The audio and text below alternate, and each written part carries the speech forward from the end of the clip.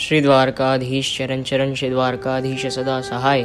श्री कृष्णार परमस्तु श्री द्वारकाधीश प्रसन्नोस्तु। श्री द्वारकेश केशव केश विशेष स्ततै गुणदेश शारदेशीयेश प्रणत सुवेश त्वयन तिरमे नमो वाक्पते वाचे वल्लभाचार्य रूपिणे आचार्याण्यै महालक्ष्मी सरस्वत्यै नमो नमः। श्री कृष्णाय नमः। श्री गोपीजन वल्लभाय नमः। श्रीमदाचार्य चरण कमलेभ्य नमः। श्री गोसाई जी परम दयालवे नमः। सौंदर्यं निजरदगतं प्रकटितं स्त्रीगूढभावात्मकं पुनरूपञ्च पुनः तदन्तर्गतं प्राविशत् स्वप्रियसंश्लिष्टावभयोर्बभौ रसमयः कृष्णो हि यत्साक्षिकं रूपं तत्त्रत्यात्मकं परमभिद्येयं सदा वल्लभम्। श्रीवल्लभप्रतिनिधिं तेजोराशिं दयाणवं गुणातीतं गुणनिधिं श्रीगोपीनाथम् आश्रये। सायं कुञ्जालयस्थासनमुपविलसितस्वर्णपात्रं सुधौतं राजद्यज्ञोपवितं परितनवसनं गौरं भोजवक्कत्रं प्राणानायम्य नासापटनिहितकरं कर्णराजद्विमुक्तं वन्देर्धौन्दलताक्षं मृगमदतिलकं विठ्ठलेशं सुकेशं।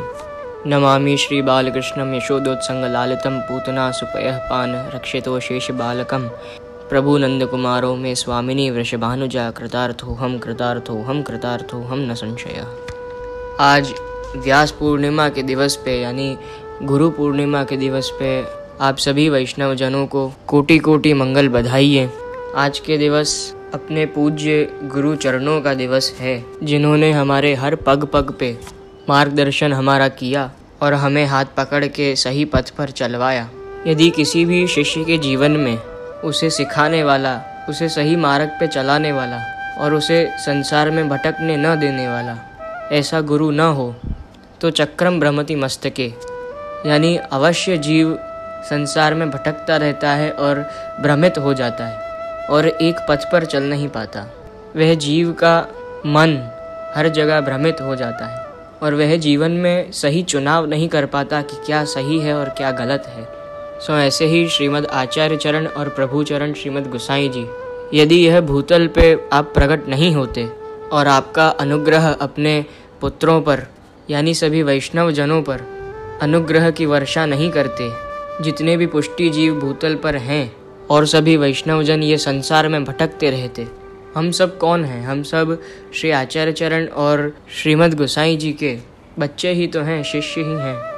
तो यदि आपने हमें सनात नहीं किया होता, ये पृथ्वी को पवित्र नहीं किया होता आपके चरणारविंद से, जो पे श्रीवल्लभ प्रकट न होते वसुधा रहती सूदी, तो आप यदि पधारे हैं तो आप केवल अपने भक्तों के उद्धारार्थ ही पधारे हैं, अपने जीवों का और अपने निज जनों का मार्गदर्शन करने ही पधारे हैं आप। तो सर्वप्रथम तो गुरु पूर्णिमा के दिवस पे श्रीमद् आचार्य जी महाप्रभु के चरणारविंद में कोटानुकोटि साष्टांग दंडवत प्रणाम करके हम सब श्री द्वारकाधीश प्रभु के वार्ता में प्रवेश करेंगे। और आज के दिवस को व्यास पूर्णिमा भी कहा जाता है। महर्षि वेदव्यास ऐसे श्री ठाकुर जी के ही ज्ञानावतार रूप यानी ज्ञान के अवतार, ठाकुर जी का ज्ञान यदि कोई अवतार ले तो वह ऋषि पराशर के पुत्र महर्षि वेदव्यास हुए। और उन्हीं वेदव्यास ऋषि का हम प्रसंग आज श्री द्वारकाधीश प्रभु की प्रागट्य वार्ता में श्रवण करने जा रहे हैं। तो षष्ठोल्लास में हमने श्रवण किया था कि कैसे श्री वशिष्ठ ऋषि जो थे वो रघुवंश के कुलगुरु थे। तो उनने श्री द्वारकाधीश प्रभु राजा अम्बरीश के पौत्र पौत्रादिकों से श्री द्वारकाधीश प्रभु पधराए और उनसे फिर राजा दशरथ के यहाँ पधारे और श्री रामचंद्र जी के संग लीलाएं की और रानी कौशल्या को अपना महात्म्य ज्ञान करवाया। और रामायण काल के पश्चात आप फिर वशिष्ठ ऋषि के यहाँ आश्रम में पधारे और वहाँ से भारद्वाज ऋषि से सेवा ली और उनके यहाँ थोड़े काल तक विराज के ऋषि कश्यप से आपने सेवा ली। और ऋषि कश्यप के पश्चात श्री वेदव्यास जी ने श्री द्वारकाधीश प्रभु की सेवा करने की इच्छा व्यक्त की। तब ऋषि कश्यप जी ने प्राचीन निधि श्री व्यास जी के घर पधरा दिए और यहाँ से अब सप्तमोल्लास प्रारंभ होता है। व्यास जी श्री द्वारकाधीश की सेवा वैष्णव संप्रदाय विधि से करवे लगे। अब व्यास जी तो स्वयं श्री ठाकुर जी के ज्ञानावतार ही हैं, तो आपको तो सब ज्ञान है ही कि उत्तम सेवा वैष्णव संप्रदाय में ही है, जिसमें श्री ठाकुर जी का सुख देख के आपकी सेवा होती है। तो यथा देहे तथा देवे, यानी जैसे अपना देह ये वातावरण और प्रकृति को अनुभव करता है, वैसे ही हमारे देव यानी श्री ठाकुर जी भी हमारे लिए हमारे जैसे होकर विराजते हैं। तो हम देखें तो व्यास जी से श्री द्वारकाधीश प्रभु की सेवा पुष्टि मार्गीय रीत से और वैष्णव संप्रदाय की रीतों से विधि से होने लगी। फिर बहुत काल व्यतीत भयो। श्रावण सुद तीज के दिन शयन आरती कराए के श्री प्रभु को पढ़ाए के व्यास जी समाधि लगाए के बैठे हते। समाधि में ऐसो अनुभव भयो कि जमुना जी को जल प्रवाह बढ़ के व्यासाश्रम के चारों आड़ी चढ़्यो है। उनने जब समाधि लगाई और बिराजे तब उनको ऐसा प्रतीत हुआ और ऐसा अनुभव हुआ कि यमुना जी व्यासाश्रम में पधार के अति वेग से पधार रही हैं और चारों दिशाओं से आप वो आश्रम में बढ़ रही हैं। यह देख व्यास जी घबराए उठे और बिना सोचे विचारे प्रेमवश होए जल के भय सु मंदिर के कपाट खोल दिए। कपाट खुलते ही श्री द्वारकाधीश जी के दर्शन जमुना जी सहित भये। वाही समय व्यास जी को ज्ञान उत्पन्न भयो कि अनुस्वर में श्री प्रभुन के विहार में बाधक भयो। प्रभु तो अंतर्यामी हैं। वे व्यास जी को आज्ञा करत भये कि तुम कछु सकूचो मति, यह अनुभव तुमको करवाओ न हतो, अब तुम सेवा पूजन करो। यानी श्री ठाकुर जी ने जानबूझ के उनको ऐसा अनुभव कराया कि आपके अनुसर में बिहार में बाधक हुआ है, यानी आपके विहार में अड़चन आई है, इसलिए श्री यमुना जी साक्षात पधारी। व्यास जी ने अपनो परम भाग्य मान अनजाने में जो अपराध भयो बाकी क्षमा मांगी, पाछे किवाड़ मंगल कर दिए। सो व्यास जी के समय से अपने यहाँ जो सेवा अद्यावधि होती है वो सेवा श्री ठाकुर जी ने व्यास जी को दी और ऐसा परम भाग्य ऐसा लाभ व्यास जी को दिया आपने। तब से ही पुष्टि मार्ग की प्रणाली का और वो प्रकार से सेवा चलने लगी। तो हम देखने जाएं तो सेवा क्या है? सेवा केवल वही है जिसमें श्री ठाकुर जी को कोई प्रकार का श्रम न हो और आपको जिसमें प्रसन्नता हो, जिससे स्वयं आप निज जनों पर कृपा कर सकें और उनके संग क्रीड़ा विहार लीला आदि कर सकें, वह ही सेवा है। तो यदि कभी प्रभु की सेवा करते हुए किसी समय ठाकुर जी चित्त में उद्वेग कराकर जो करें उसे उनकी लीला मानकर बहुत शीघ्र चिंता का त्याग कर देना चाहिए और अपना परम भाग्य मानकर अनजाने में जो अपराध हो उसकी क्षमा मांगकर ऐसा मानना चाहिए कि ठाकुर जी ने स्वयं हमें कुछ सिखाया, जैसे श्री ठाकुर जी ने स्वयं व्यास जी को अनुभव कराया। सो एक समय श्री प्रभु ने व्यास जी से आज्ञा करी कि मथुरा में सूरसेन यादव के यहाँ वसुदेव और गोकुल में श्री नंदराय जी को जन्म भयो है। ये जब नंदराय जी और श्री वसुदेव जी का जन्म हुआ तब की बात श्री ठाकुर जी श्री द्वारकाधीश प्रभु कर रहे हैं और इससे हमें पता चलता है कि द्वापर काल चल रहा है और श्री ठाकुर जी कृष्ण जन्म की पूर्व भूमिका की आज्ञा कर रहे हैं। सो ठाकुर जी क्या आज्ञा करते हैं कि मथुरा में सूरसेन के यहाँ वसुदेव जी हुए हैं और गोकुल में नंदराय जी जन्मे हैं।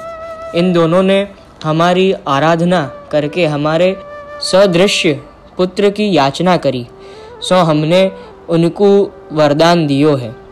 यानी इन दोनों ने विलक्षणता देखो कि इन दोनों ने श्री ठाकुर जी जैसे स्वरूप की पुत्र के रूप में याचना की है और उनकी तपस्या और याचना स्वीकार करके श्री ठाकुर जी ने वर भी दियो है। हमारो प्रागट्य श्री वसुदेव जी के यहाँ होएगो, वहाँ से व्रज में जाए के अपनी लीला को अनुभव अपने भक्तन को कराऊंगो। श्री ठाकुर जी ने ये सब कृष्ण जन्म के पहले ही सब आज्ञा कर दी थी कि देख लो ये सब होने वाला है और कंस का वध करके द्वारका में राजलीलादि करूँगा और युधिष्ठिर आदि पांडव मेरे मित्र होंगे। सो ये पूरी महाभारत की लीला और श्री कृष्ण जन्म की लीला आपने पूर्व में ही श्री व्यास जी को आज्ञा कर दी, क्योंकि श्री व्यास जी के द्वारा ही श्रीमद् भागवत महापुराण का प्रकाशन पूरे सर्व जगत में होने वाला है। सो श्री ठाकुर जी आज्ञा कर रहे हैं कि युधिष्ठिर आदि पांडव मेरे मित्र होंगे जिनकी सहायता से मैं ये सब करूँगा। श्रीमद् भागवत पुराण में तुम्हारे द्वारा सब लीला प्रकट होएगी, ये भी आज्ञा श्री द्वारकाधीश ने कर दी थी। सो यही आज्ञा के अनुसार कृष्णावतार भयो। सो एक समय व्यास जी ने श्री प्रभु के प्रार्थना करी कि प्रतिदिन युग धर्म को परिवर्तन होतो जाए है, आगे कलयुग आवे को, तब हमारो ऋषि धर्म और आपकी सेवा कैसे निभेगी। ये श्री व्यास जी को संशय उत्पन्न हुआ कि ये जो कलयुग आ रहा है जिसमें अधर्म ही अधर्म बढ़ने वाले हैं, सो ऐसे कलयुग में हमारा ऋषि धर्म और आपकी सेवा कैसे टिकेगी और कैसे निभेगी। तब श्री द्वारकाधीश प्रभु ने आज्ञा की कि तुम्हारो कहनो सत्य है, तुम्हारे यहाँ जो यह हमारी अर्चा विराजे है, सो राजा युधिष्ठिर जो परम धार्मिक व मेरे अंतरंग होंगे, उनको पधराए दीजो। हमारो यह स्वरूप द्वारा पांडवन को अधिक श्रेय होएगो, और तुम हिमालय में अपनो आश्रम नियत कर अभिष्ट संपादन करियो। श्री ठाकुर जी ने आगे तक की सब आज्ञा कर दी कि ये सब होगा तो आप सब ये प्रकार से अपनी रक्षा करना। और जब श्री द्वारकाधीश ने व्यास जी को आज्ञा की है कि युधिष्ठिर के यहाँ मुझे पधराना, क्योंकि वह परम धार्मिक हैं, तो वह श्री ठाकुर जी के अधिकारी इसलिए हुए क्योंकि स्वयं श्री द्वारकाधीश प्रभु की सेवा उनके माथे बिराजती थी। तो श्री ठाकुर जी कब ग्राह्य हैं, यानी कब हम उन्हें ग्रहण कर सकें, ऐसे श्री ठाकुर जी हैं, तो वह अपनी इच्छा से ग्राह्य नहीं हैं। यानी हम यदि चाहें कि हम ठाकुर जी को पाएं, तो हमारे में लीश मात्र भी इतनी सामर्थ्य है ही नहीं कि हम अपनी इच्छा से ठाकुर जी को पा सकें, या आपके दर्शन करें या आपका स्पर्श कर सकें। सो ठाकुर जी केवल ग्राह्य हैं, यानी ठाकुर जी हमें तभी मिलते हैं जब स्वयं आपकी इच्छा हो। तो ठाकुर जी केवल अपनी स्व इच्छा से ग्राह्य हैं। जब कृष्ण जन्म हुआ वसुदेव जी के यहाँ, तो वसुदेव जी को श्री ठाकुर जी ने अपने पूर्ण स्वरूप का ज्ञान कराया। तो वसुदेव जी को सब ज्ञान अपने मन मस्तिष्क में हो गया। तब उनने स्तुति की, तब वसुदेव जी ने यही स्तुति की कि मैं आपका स्वरूप पूर्णतः समझ चुका हूँ और मुझे पता चल गया है कि आप यदि ग्राह्य हो, आप यदि किसी के समझ में आओ, तो वह केवल आपकी ही इच्छा से आते हो। आपको यदि किसी जीव को अंगीकार करना हो, तो केवल आपकी ही इच्छा से आप वह जीव को दर्शन देते हो, वह जीव के संग आप क्रीड़ा करते हो। लेकिन यदि किसी जीव की आपको पाने की इच्छा हो, तो उसकी सामर्थ्य नहीं है कि आपको पा सके, यदि आपकी इच्छा ना हो। तो यदि हम वसुदेव जी का दृष्टांत लें, तो जब वसुदेव जी से 3 जन्म पूर्व तपस्या करवाई, तो श्री ठाकुर जी को कृष्ण जन्म की लीला रचनी थी, उसकी पूर्व भूमिका रचनी थी। इसलिए उनसे 3 जन्म पूर्व ही ठाकुर जी रूपी पुत्र की कामना करवाई। तब जाके द्वापर में श्री ठाकुर जी जैसा चतुर्भुज स्वरूप पूर्ण पुरुषोत्तम परब्रह्म साक्षात पधारे। वसुदेव ग्रहे साक्षात पुरुषः परः। तो ठाकुर जी का प्रागट्य 2 जगह हुआ, एक वसुदेव जी के यहाँ मथुरा में और गोकुल में श्री नंदराय जी के यहाँ। ये सविस्तार श्री सुबोधनी जी में ये विषय विद्यमान है। श्री महाप्रभु जी ने इतना सुंदर सविस्तार आपने हर एक कृष्ण जन्म में जो लीलाएं हैं, उन विषयों का गूढ़ आशय निकालकर आपने जो सुबोधनी जी प्रकट की हैं, वह इतनी अद्भुत और अकल्पनीय श्री आचार्य चरण ने प्रकाशित की हैं कि केवल दर्शन मात्र से ही जीवों का उद्धार हो जाए। और नाश्रितो वल्लभाधीशो न च दृष्टा सुबोधिनी, ना राधितो राधिका नाथो वृथा जन्म भूतले। तो ये आज्ञा बड़ों की है ही कि अगर जो सुबोधिनी जी का श्रवण या दर्शन मात्र भी नहीं किया, तो ये भूतल पे तुम्हारा जन्म लेना भी वृथा है। और अवश्य श्री सुबोधिनी जी का श्रवण तो करना ही चाहिए, और श्री सुबोधिनी जी के क्लिष्ट और गूढ़ आशयों को समझना श्री महाप्रभु जी और श्री ठाकुर जी की वाणी को समझने तुल्य है, जो किसी गुरु के कृपा बिना कभी हमें समझ नहीं आ सकती। तो एक गुरु का होना इतना ही आवश्यक है हमारे जीवन में, जितना किसी पुत्र के जीवन में उनके माता पिता का होना। और हम यदि एकलव्य का उदाहरण लें, तो एकलव्य ने पूर्णतः धनुर्विद्या ग्रहण कर ली थी, किंतु गुरु बिना की थी, इसलिए वह उत्तम धनुर्धर होकर भी वह शिष्य नहीं था और उसका कोई गुरु नहीं था, इसलिए उसकी विद्या स्वीकारी नहीं गई। किंतु हमें ऐसा महाभाग्य मानना चाहिए हमारा कि हमें श्री आचार्य चरण जैसे गुरु मिले हैं, जो कितने ही जन्मों में सुलभ नहीं होते। सो हमारे विषय में हम पाछे प्रवेश हों तो श्री ठाकुर जी ने सब भविष्य की आपकी लीलाएं श्री व्यास जी को पूर्व में ही आज्ञा कर दी और श्री व्यास जी को उनके संशय को निवृत्त करके आज्ञा की कि तुम हिमालय में अपना आश्रम नियत करना और अभिष्ट संपादन करना। सो ऐसी भगवद आज्ञा भय पीछे नियत समय पे कौरव पांडव को विरोध भयो, यानी वो समय से महाभारत युद्ध चालू हुआ। द्यूत में पांडव हारे, 12 वर्ष को वनवास करनो पड़्यो। वह समय श्री कृष्ण द्वारका में विराजते हते। उनके वियोग में पांडव दुख पूर्वक तीर्थाटन भगवत भजन करके दिन व्यतीत करते हते। यानी जब पांडवों को 12 वर्ष का वनवास हुआ, आप सभी ने यदि महाभारत की वार्ताओं का श्रवण किया होगा तो आपको पता होगा कि जब पांडवों को 12 वर्ष का वनवास हुआ तब श्री कृष्ण उनके साथ नहीं थे। तो जब उनके वियोग में दुख पाकर पांडव तीर्थाटन करते थे तब एक समय पांडवन को आश्वासन देवे के ताई महर्षि व्यास वन में उनके पास आए। पांडवन ने उनको स्वागत कियो, अपने वनवास के दिन कैसे व्यतीत होए, शत्रुन सो कैसे विजय प्राप्त होई, ऐसो पूछ्यो। व्यास जी ने विजय प्राप्त की विधि तथा राजनीति बताई तथा कहो कि मेरे माथे साक्षात पूर्ण पुरुषोत्तम श्री द्वारकाधीश को स्वरूप बिराजे है।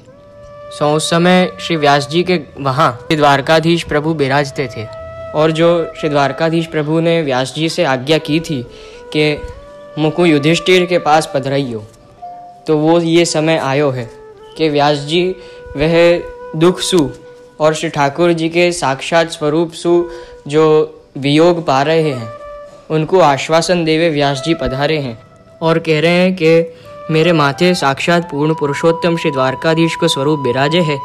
श्री कृष्ण जो तुम्हारे पूर्ण सहायक हैं, इनमें और उनमें कछु भेद नहीं है।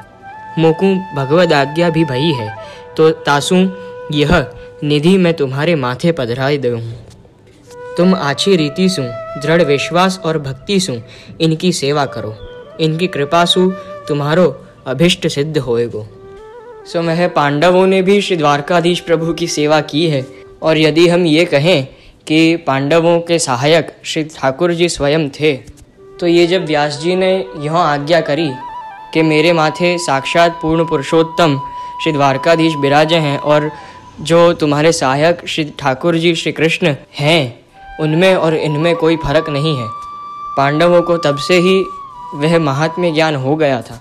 और यदि हम ये कहें कि सेवा के बल से ही वो जीते हैं और सेवा के बल से ही श्री ठाकुर जी उनके प्रत्यक्ष विराजते थे और उनके अंतरंग होकर लीला करते थे, तो भी यह उचित कहलाएगा। फिर व्यास जी ने यह कह के श्री द्वारकाधीश जी को राजा युधिष्ठिर के माथे पधराई दिए। युधिष्ठिर श्री प्रभु के दर्शन कर प्रेमासक्त होए साष्टांग प्रणाम कियो। पांडव गुप्त भी रहे और भारत युद्ध भी कियो। अंत में राजा परीक्षित को यह निधि सौंप के हिमालय गए। ता पाछे परीक्षित ने आछी विधि सु सेवा करी। बाद में परीक्षित अपनो राज्य जन्मेजय को सौंप गयो। सो जन्मेजय ने जब आसुरी यज्ञ कयो तब श्री प्रभु ने सौर शर्मा नामक ब्राह्मण को स्वप्न में जतायो कि जो वैष्णव हतो सो तो गयो। यानी जब पांडवों के वंश में युद्ध में सब पांडवों के जब पुत्र के वध हो जाने के बाद जब वंश में एक परीक्षित ही बचा, वो अर्जुन का पौत्र परीक्षित इतना भगवदीय था। तो हम ये देखने जाएं कि भगवदीय क्यों था। वह भगवदीय इतना इसलिए ही हुआ क्योंकि पांडवों ने श्री द्वारकाधीश प्रभु की सेवा की थी और वह सेवा के बल से ही परीक्षित श्रीमद् भागवत जी का इतना उत्तम अधिकारी हुआ और उत्तम श्रोता हुआ।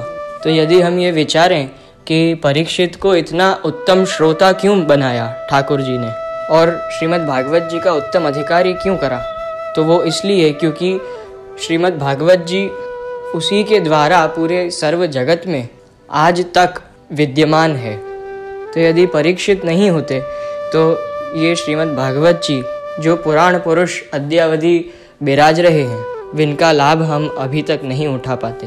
और वह भगवत गुणानुवाद हो ही नहीं पाता।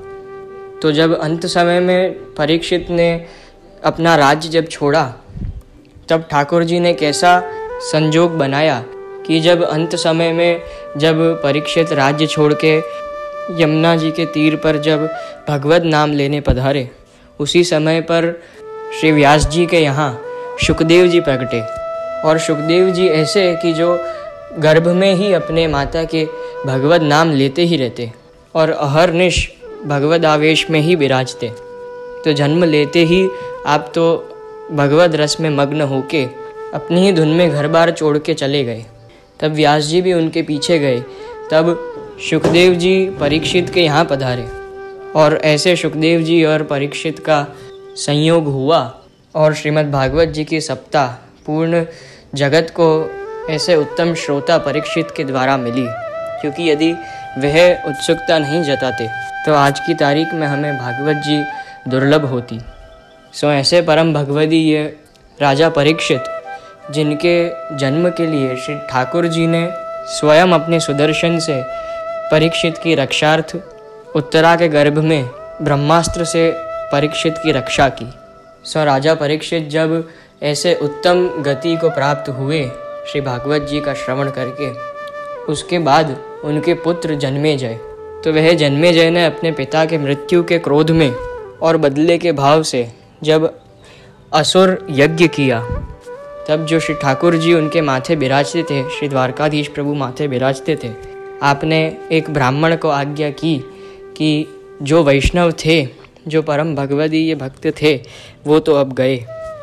यानी वैष्णव के मतलब से श्री ठाकुर जी ने परीक्षित को बताया कि परीक्षित जैसा जो वैष्णव था सो तो अब गया। और फिर ठाकुर जी ने आज्ञा की कि मोसो अन्याश्रय सहन नहीं होते है, ताते तू हमकू छाने पधराए के प्राचीन स्थान अर्बुदाचल को पहुँचावो। यानी श्री ठाकुर जी ने सौर शर्मा ब्राह्मण थे, उनसे आज्ञा की कि मुझे छाने यहाँ से पधरा ले, यानी चुपचाप, जिससे किसी को पता ना चले, ऐसे मुझे पधरा ले।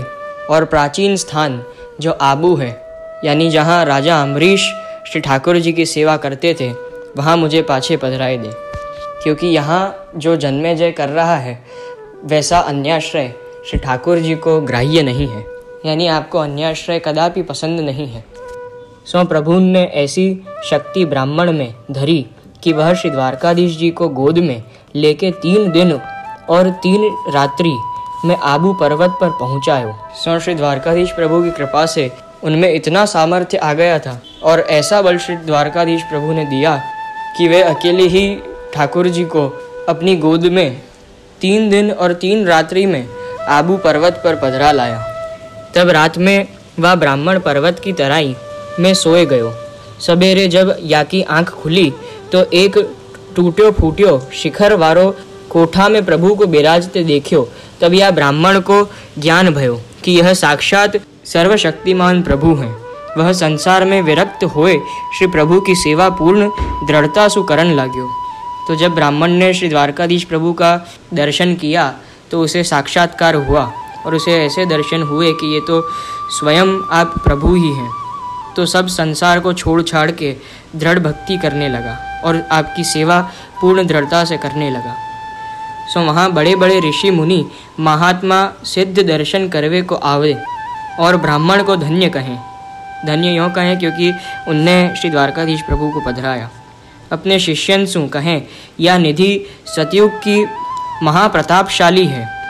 सो अम्बरीश के आगे को मंदिर चिन्ह मात्र है। प्रभु अपने प्राचीन स्थान पर पधारे। सो तुम सब शौर शर्मा ब्राह्मण की परिचर्या में रहो करो, ब्राह्मण को कष्ट न पड़े। यह प्रकार कितने ही काल पर्यंत श्री प्रभु वहाँ विराजे। सो सप्तम उल्लास यहाँ समाप्त होवे है। सो यहाँ तक हमने श्रवण करो कि कैसे श्री द्वारकाधीश प्रभु ने व्यास जी सु सेवा ली और उनके आश्रम में बिराज के उनको सनात कर्यो और उनको सब आज्ञा भविष्य की करी।